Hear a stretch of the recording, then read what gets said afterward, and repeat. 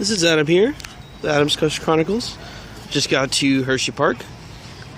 Over here you can see Chocolate World, which is actually outside the front gate.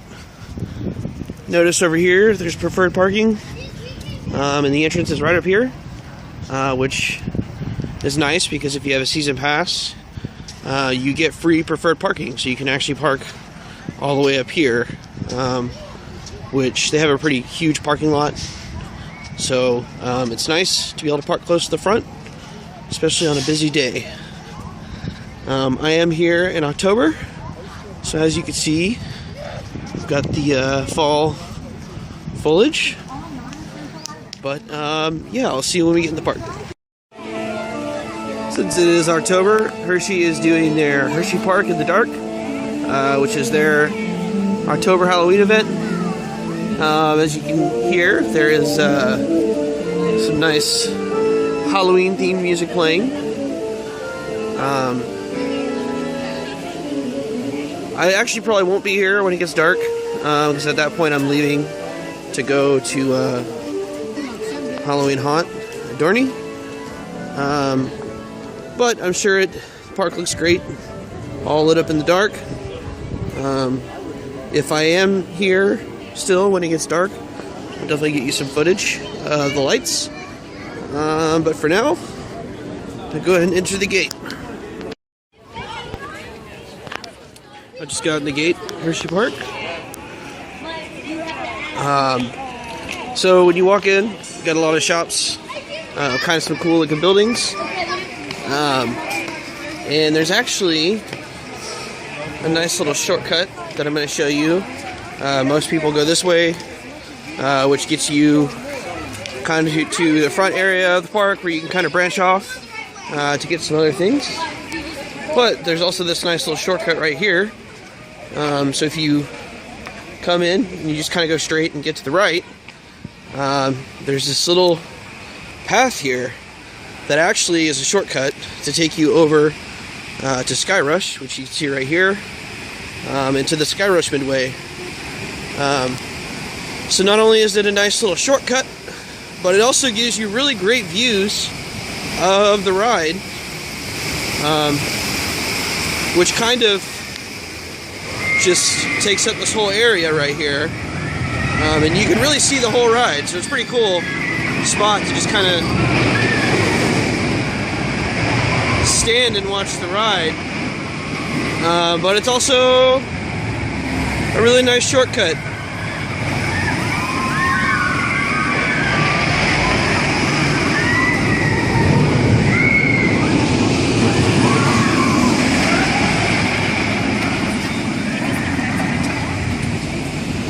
Got the far end of the Comet right there. So normally, you know, this park's a little tricky to get around, just because there's a lot of hills, and there's kind of a bunch of little separated areas, not quite like pods like you would find in other parks, but it's kind of just like it branches off in different directions, and there are some certain areas that are a little tricky to get to. Like it's kind of tricky to get to Great Bear if you don't know where you're going. But I like taking this little shortcut here.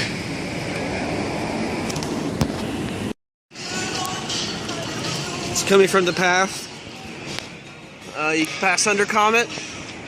Skyrush is above us. As you can see, there's nobody on this path, because it is a little bit almost hidden. If you don't really know it's there, you more than likely won't come across it unless you're coming from this end of Skyrush. Here's Skyrush right here, which I'll do in just a bit. We got Great Bear running along here. Brake run for the Super Duper Looper. This is one of my favorite areas in the park. It's really cool because, like, right now, as you can see, like, when I look this way, I see 3 roller coasters going at once. When I look this way, I can see Great Bear. Basically, this entire midway has roller coasters running all around it in every direction possible. Great Bear goes over it there. We got Super Duper Looper. So it's really cool because like the rides are surrounding all sides of this this midway. I'm gonna go ahead and get on Sky Rush. I'll see you when I get off. I just got on Sky Rush. It was great as always. I sat in the back on the outside left.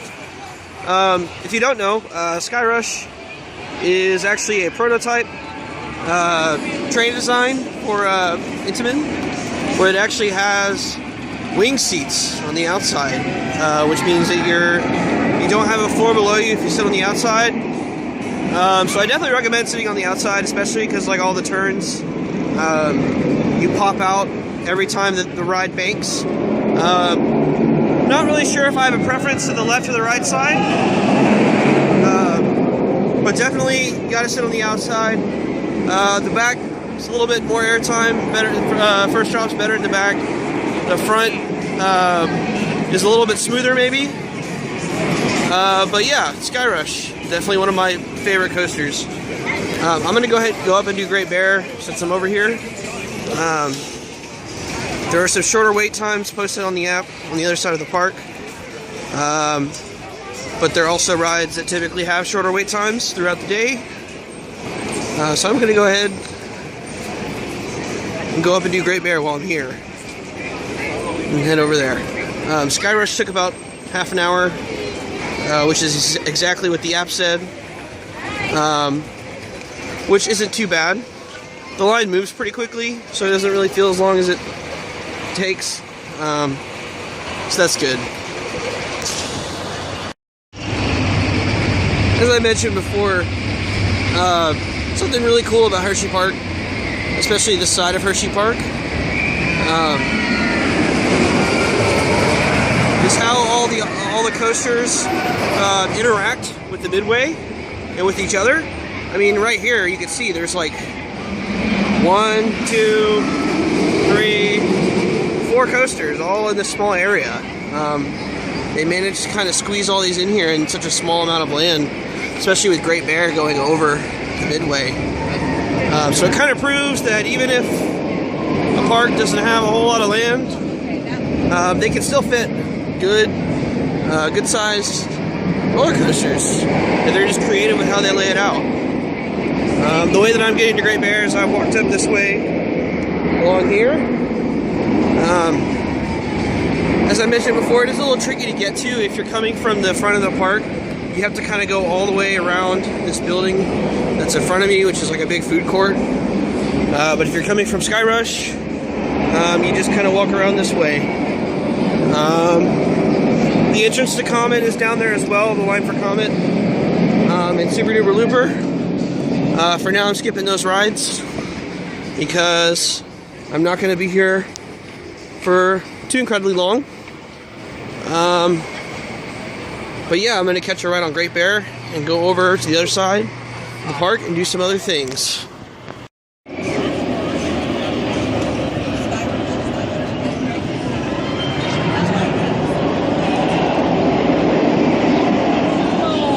I just got off the Great Bear, which is the inverted B&M. It's a fun ride, definitely like it. It's definitely not one of my favorite inverts, just because there's not a whole lot to it. There's a couple dead spots in the layout, like kind of right here at the end where you come up and you have to kind of turn a couple times before you can even get to the brakes, and it doesn't really do much because it's kind of going slow by that point. There's kind of a flat piece of track at the bottom that doesn't do much. Coming out of that helix, you got kind of the turn up there that doesn't do a whole lot. But all that being said, the ride's still good. It's got a couple of unique features, mainly the fact that it comes up here and you get this little helix pre-drop thing before you turn and come down the drop over there, which is kind of cool. Interesting way to start off the ride, and it actually does. You actually do get some good positive G's coming around the backside of that turn. The drop's okay. The loop's good. The Immelman's good. Not super forceful. Not as forceful as some of the other ones, but still good. But then you do one of my favorite zero-G rolls that's actually taken super quickly, especially in the back seat. And then you kind of ride along, go up my next favorite element, which is there's actually this kind of, after you go through the zero-G, there's kind of a pop up into a turn where you kind of go up a hill and then immediately turn and kind of dive down from there. And you actually get a pretty good pop of airtime right there, which is cool. And then you go kind of do a turn, and then you kind of have a little flat piece that doesn't really do anything. And then you do the corkscrew, and then you come up and do the turns into the brakes. So there's really not, despite like kind of the length of the ride, there's really not a whole lot to it. But what is there is good. It's definitely one of the smoothest of the inverts that I've been on. I don't get any headbanging whatsoever. Especially like the zero-G and the corkscrew are actually really good on this ride. So it's definitely one of the smoothest. Definitely has a really cool location, being that it kind of goes above the midway and kind of wraps through this whole area of the park, as I've talked about before. So it's definitely a good ride. You know, like as I said before, not at the top of my list of the inverts, but definitely still really good. At this point, I'm probably gonna grab a bite to eat and then go towards the other side of the park. I just got done eating at the Gourmet Grill, which is right across from Great Bear. It was okay. Definitely not the best food I've had at this park. If anything, it's probably the worst food I've had at this park. There's definitely a lot better places to go. Like there's this big food court here that's got stuff in there I think it's called the Overlook. And in there you can actually get some beer too. They actually have a couple good beers on tap. They have, I particularly like the Trogs, which is, I'm pretty sure is brewed like just around the corner from here. But the place I went, at least it was really quick. I've had some bad experiences here with like the food lines being really ridiculous long from time to time. So if you want something to eat quickly and you're in this area, the Gourmet Grill place has a lot of grab-and-go food. So it's usually already prepared. You can just grab it, eat real quick and leave, which is what I did. So I was in and out pretty quickly. But, you know, for the steep price that you pay for it, I would recommend going somewhere else, especially because they have like a lot of outside vendors. There's a big food court where they have a lot of outside food vendors where you can maybe get a little bit better deal, or even just better, go to a better place within the park. I'm going towards Storm Runner, which is this intimate accelerator coaster right here that we just saw go over. There's a couple different ways, as I said before, to get through the park. Kind of weird layout. There's a lot of little back ways to get to things. This is kind of one of them to get to this particular ride. But yeah, so far waits haven't been too bad. I've only done the 2 rides. Great Bear was posted on the app at 45 minutes, but really only took me 20 minutes. So really, like, not too bad. Great Bear, generally, the line moves really quickly because it is a B&M, and so it's 4 across seating, high capacity. They move people through pretty quickly. But yeah, so I'm going to come over here and do Storm Runner, which should be good. See you in a bit. So when you come the back way through Great Bear, you basically walk down through here. And what's kind of cool is Storm Runner goes right above you. So it's another example of how Hershey manages to fit awesome coasters into kind of awkward plots of land. This is the Trailblazer right here, which is, I'm sorry, this is the catering. But if you go back that way, actually this way, I'm sorry, you get to the Trailblazer, which is the mine train right here, which is, you know, it's a mine train, but it's a good family ride. definitely on the slower side of mine trains. But yeah, so you walk through here, and when you go up this way, you get to the entrance of Storm Runner.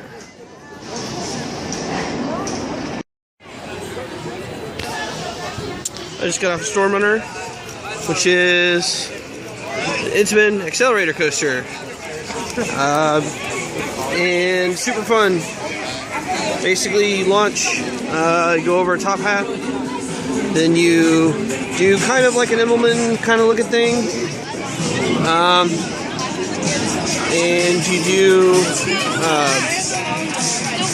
and then you go up and you get a whole bunch of ejector air, and you do basically a barrel roll into a half loop kind of thing. You do a couple quick turns and then you're back. Definitely super fun.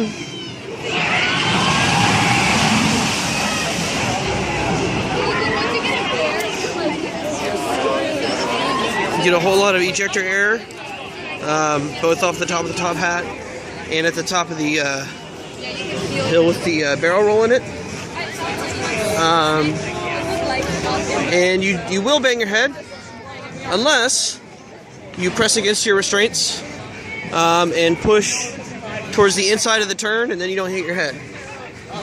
This is a Sidewinder, which is Vekoma Boomerang. This is actually my favorite one. I mean, I don't really like them that much, but that's the best one because it has the vests, the new style restraints, and it's just a tad smoother maybe than the one at Carowinds with the same vests. Got a food court over here. There's Moe's, Subway, Outpost. You can get sandwiches and stuff. But yeah, Storm Runner, pretty good ride.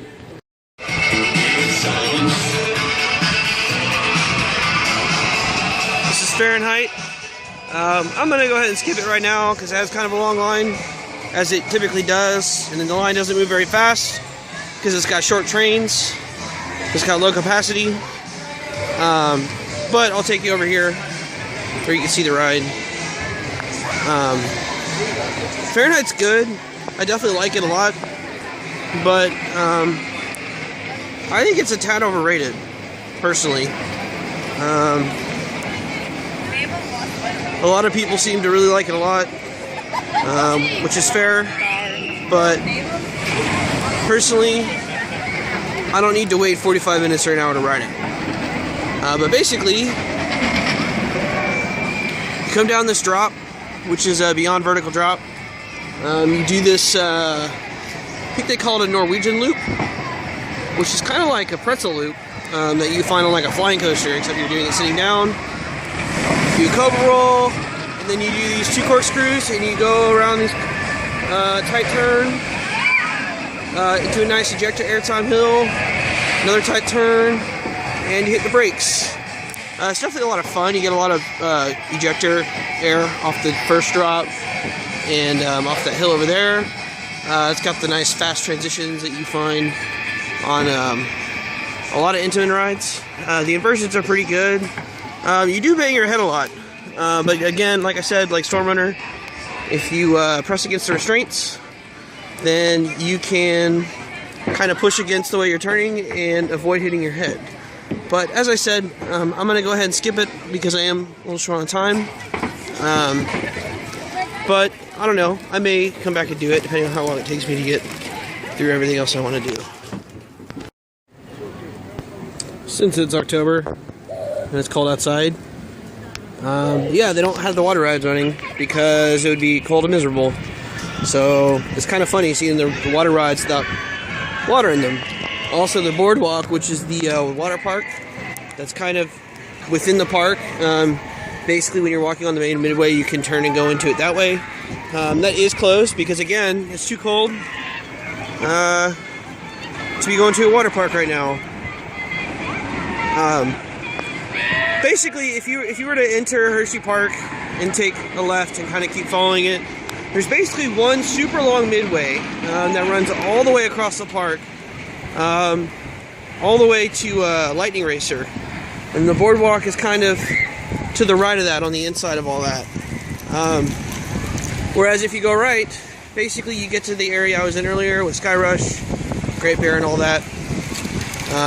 That area is kind of confusing because there are a lot of hills and a lot of paths that go kind of underneath some bridges and some bridges above them. This way is pretty straightforward. You basically walk in a straight line, and all the rides, you go on all the rides as you come to them. Right now I'm going to head towards Wildcat, which is usually a walk-on. I'll do it if it is a walk-on. If not, I'm going to skip it and go to Lightning Racer. We got a Chickies and Peeps. We got the Wild Mouse coaster, which I think is actually just called Wild Mouse.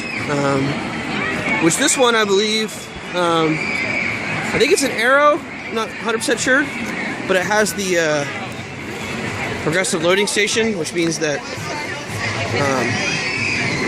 the cars don't stop moving when they come in the station, so you kind of get on it as it's moving. We got some pumpkins over here, jack-o'-lanterns, decorated for the holiday for Halloween coming up. But yeah, so you have the Wild Mouse here, which I'm going to skip because I'm not a huge fan of wild mice.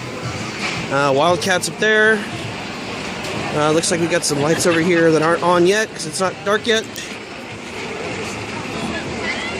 But yeah, I'm going to grab a quick ride on Wildcat.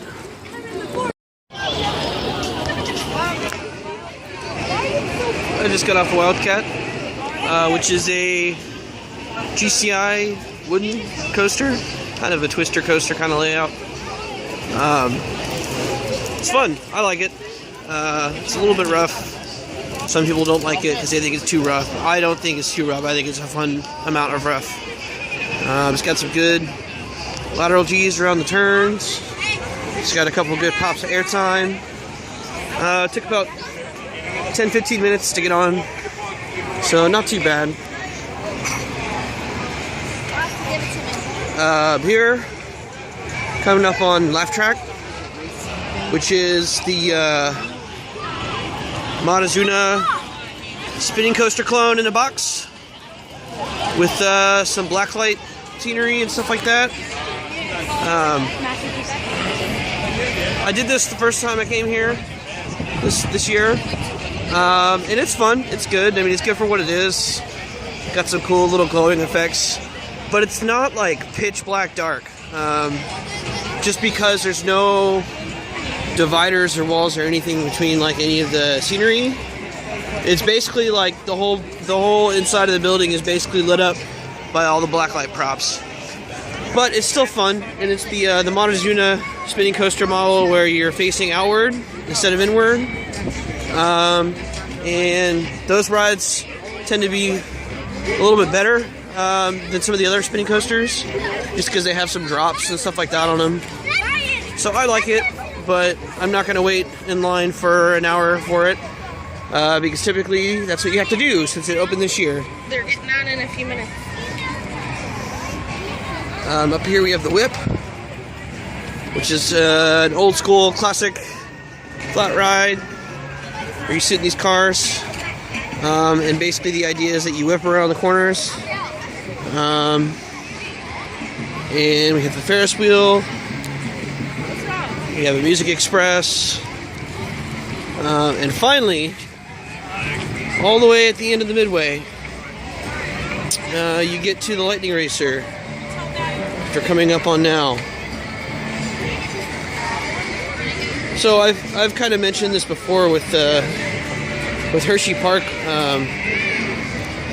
This whole midway, going left once you enter the park, takes you all the way down here, which is nice because it's easy to get to stuff over here. The problem is that it's one midway, and it's fairly narrow, and all of the traffic has to flow through it.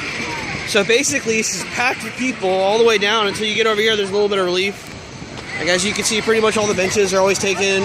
There's always groups of people stopping in the middle of the midway because there's nowhere to go. So it gets kind of crowded and trafficy. Whereas the other side of the park, there's a lot of different back ways to get places, which is typically what I tend to end up doing because I'd rather take a back way than Get stuck on the midway, walking slowly through the crowds of people. So that's another tip, is if you know the back ways, it is easier to take them. I'm gonna catch a couple rides on the Lightning Racer. See you when I go.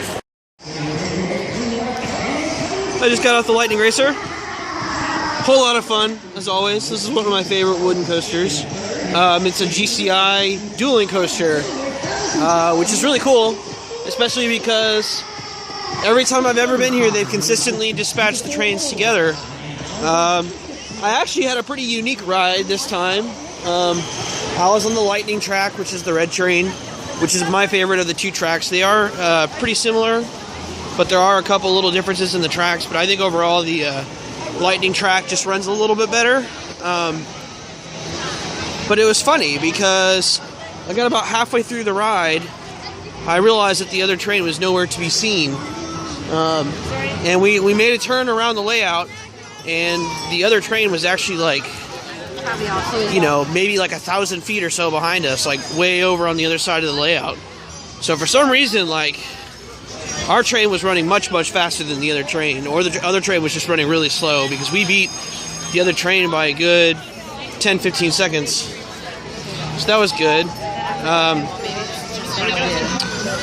The only problem was that, unfortunately, the operations were not really very good at all this time on it. It was pretty much a station wait, as it typically is, but even so, it still took me like 15, almost 20 minutes to get on it. And that's really only waiting a few cycles, just because they kept stacking the trains and leaving them there for like a good couple minutes before they dispatch, which I don't really understand. I mean, I get that they have to dispatch both sides at the same time, but the fact that both sides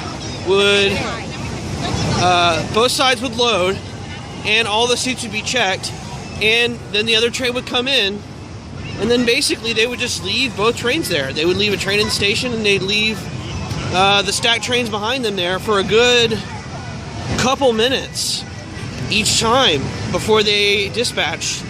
I don't really understand why. Maybe it was something with the computer wouldn't let them do it, but it happened pretty much every single time. Because I got on the train, had my seat checked, sat there for a good 2 minutes before they dispatched, came back around, was sitting on the brakes for another 2 or 3 minutes. So I don't know what the deal was with that, because normally they're really fast, and all the other operations have been really good, as always. So I don't know what the deal is with that. At this point, it's a little after 5 o'clock, and I'm actually going to call it a day here and go ahead and head out. Where's Nora? Looks like they've just started turning on some of the lights for Hersheypark in the dark, because it is probably in the next hour or so going to start getting dark. I'm actually not staying here though. I'm actually going to Doherty Park for their haunt event. But yeah, had a good time here. Did most of the rides that I wanted to do, considering the time that I had. Definitely pretty typical day. It's pretty busy overall, but at the same time, some of the lines weren't super long. The longest wait I had was 30 minutes on Skyrush when I got here. Most of the other rides were closer to 10-15 minutes. Skipped a couple things for the sake of time, but I've done all of them before. But yeah,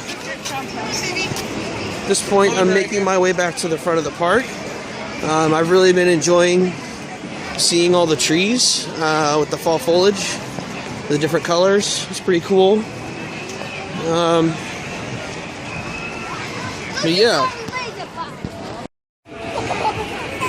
at this point, coming up to the front of the park, I just kind of wanted to show you, whenever you enter the park and you go this way, if you walk all the way down, that takes you across along the side of the park all the way to Lightning Racer.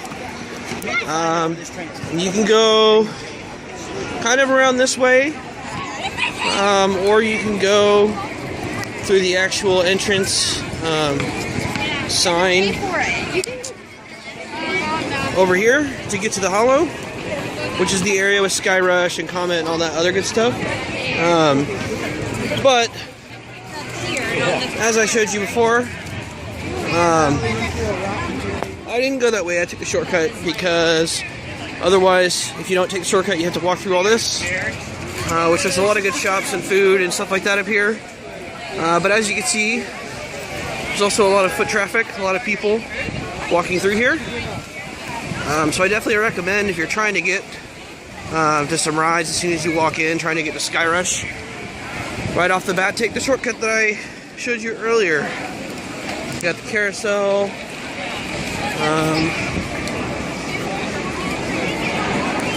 Picture shop.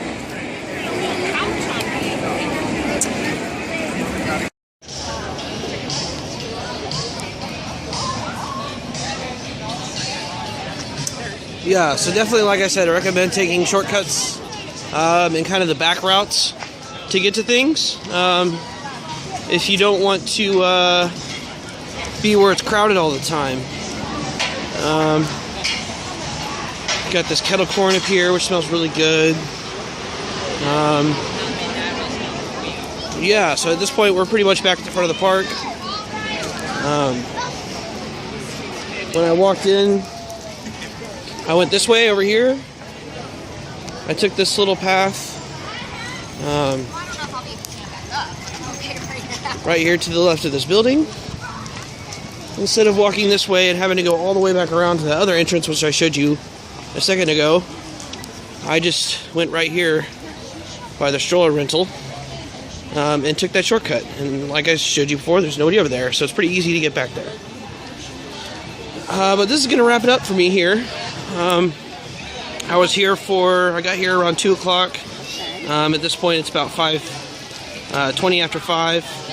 And I did Sky Rush, I did Great Bear, I did Storm Runner, Wildcat, and Lightning Racer. And kind of leisurely walked between them, didn't have to walk too fast. I also got some food. So, you know, not super busy. So it's pretty easy to get through today. And here's one final view. This is the sign that we saw when we came in, with the lights on. This event, I mean, it seems to me like it's just basically the park operates normally, but they put some lights in and have some Halloween decorations here and there, and I think they turn off the lights on the coasters. So in terms of Halloween events, I mean, basically you're just going to Hersheypark. They don't have a haunt or anything like that. So it is what it is. I mean, it's a good event for families because there's not the scares and scare zones and stuff like that that you find at other events. But overall, not a bad time to come. I mean, it wasn't super busy. I mean, it was still busy, but it wasn't, crazy or anything like that. I'm here on a Saturday in October. So yeah, Hersheypark, check it out.